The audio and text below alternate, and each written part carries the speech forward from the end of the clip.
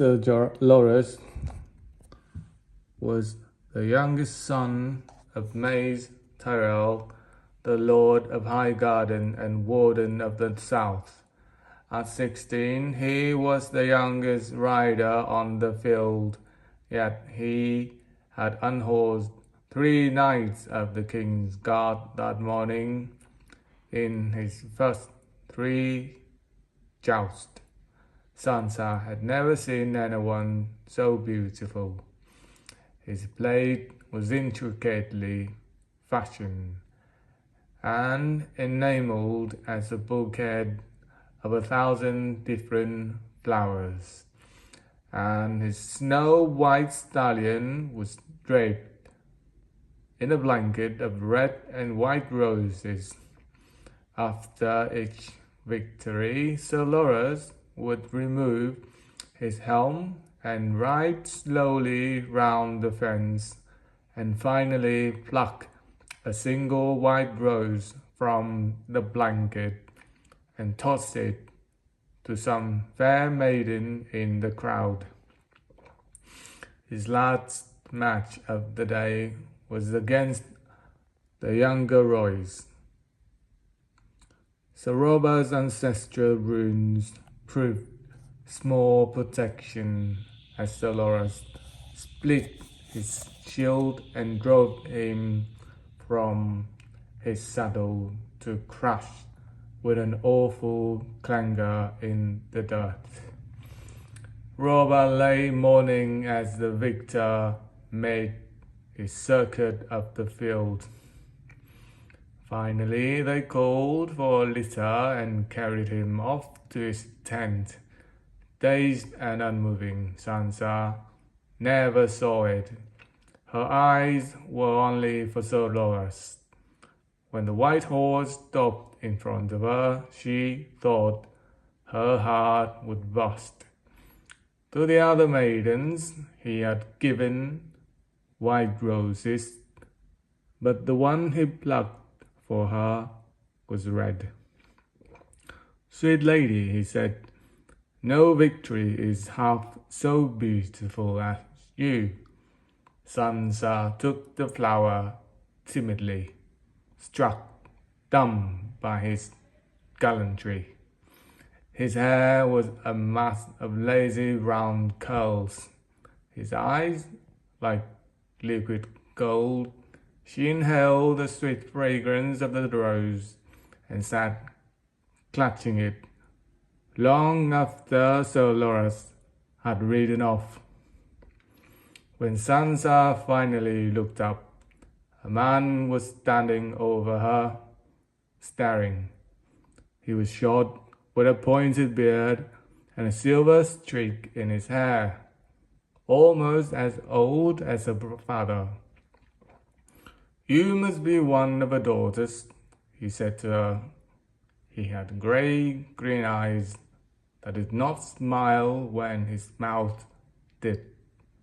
"You have the Tully look." "I'm Sansa Stark," she said, ill at ease. The man wore a heavy cloak with a fur collar fastened with a silver mockingbird, and he had the effortless manner of a high lord, but she did not know him. "I have not had the honor, my lord." Sir Termodin quickly took a hand.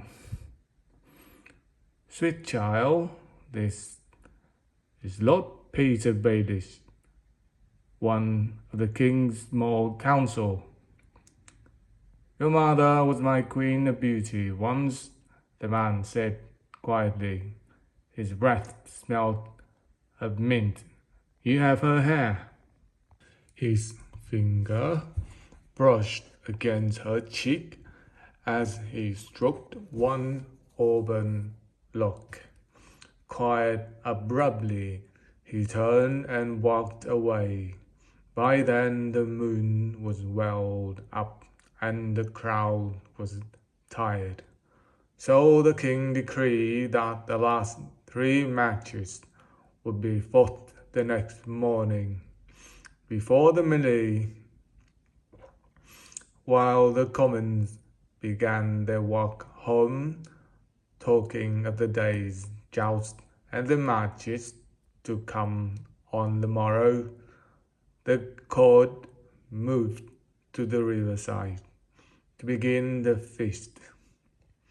6 monstrous, huge aurochs had been roasting for hours, turning slowly on wooden spits, while kitchen boys basted them with butter and herbs until the meat crackled and spit.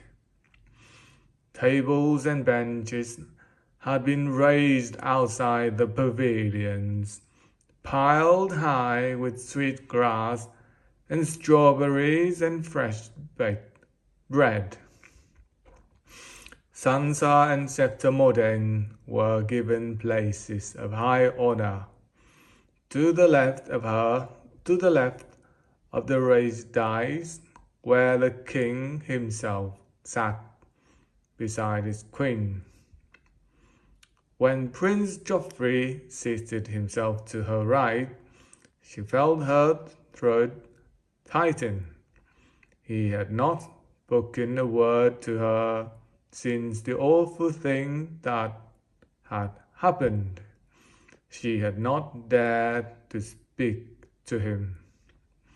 At first, she thought she hated him for what they'd done to Lady, but after Sansa had wept her eyes dry, she told herself that it had not been Joffrey's doing. Not truly. The Queen had done it. She was the one to hate. Her and Arya. Nothing bad would have happened except for Arya. She could not hate Joffrey tonight. He was too beautiful to hate.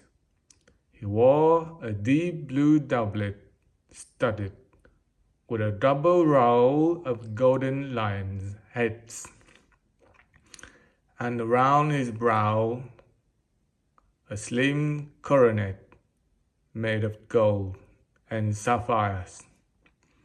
His hair was as bright as the metal.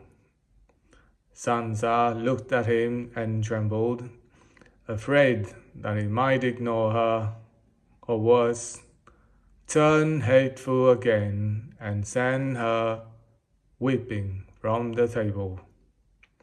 Instead, Joffrey smiled and kissed her hand, handsome and gallant as any prince in the songs, and said, "Sir Loras has a keen eye for beauty, sweet lady." He was too kind, she demurred, trying to remain modest and calm, though her heart was singing. "Sir Loras is a true knight. Do you think he will win tomorrow, my lord?" "No," Joffrey said. "My dog will do it for him.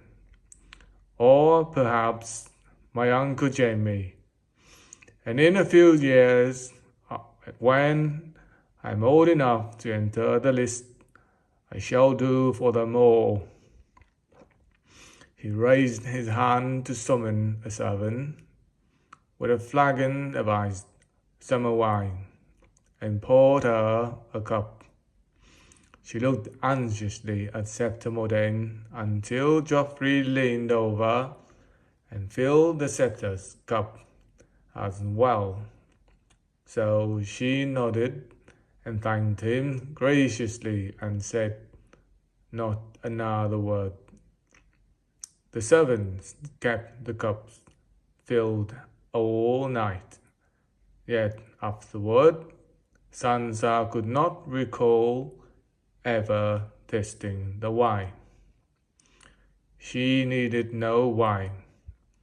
She was drunk on the magic of the night. Giddy with glamour, swept away by beauties she had dreamed of her all she had dreamed of all her life, and never dared hope to know. Singers sat before the king's pavilion.